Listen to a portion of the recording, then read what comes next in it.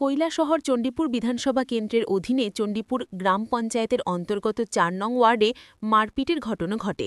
এতে করে আহত হয় এক ব্যক্তি। ঘটনার বিবরণে জানা যায়, ওই এলাকার বাসিন্দা বিষ্ণুদেব দাস নামে এক ব্যক্তি স্থানীয় একটি মুদির দোকান থেকে বাকিতে জিনিসপত্র নিতেন। বিগত কিছুদিন পূর্বে দুর্ঘটনায় বিষ্ণুদেব দাসের একটি পা ভেঙে যায়। গতকাল রাত্রিবেলা দোকান মালিক স্বপন দাস তার পাওনা টাকা বিষ্ণুদেব দাসের কাছে খোঁজেন। তখন তিনি কিছুদিনের সময় চান, কিন্তু দোকান মালিক তাতে রাজি হননি। অভিযোগ, তখনই নাকি দোকান মালিক বিষ্ণুদেব দাসকে মারতে শুরু করে।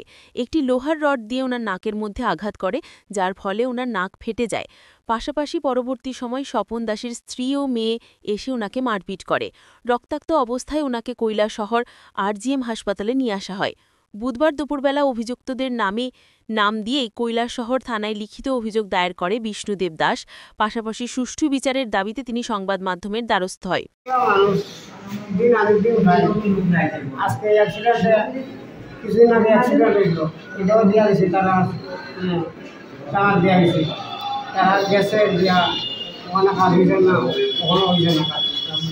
তারা ওইব তারা একদম দোকান দিকে খরচ খাই দোকান দিয়া খরচ খাই আমি অনেকদিন ধরে খাইতেছি অনেকদিন বন্ধ দোকান অনেক খাইতে হয় না অনেক অ্যাক্সিডেন্ট হয় আমি চার্জ না বলে সময় বেশি তাই না সময় খাইতাম তাই না ঠিক করে একদম ঠিক হইলাম সকলে আমার খালা হয়ে আমার মায়ের আরম্ভ আমার মা। তোমার নাম কি? বিষ্ণুদেব দাস। আর যে মারছে স্বপন দাস। কোনানো হয়েছে ঘটনা? ওই দোকান সামনে। জায়গার নাম কিটা? অনিলা। অনিলা কয় নাম্বার ওয়ার্ড?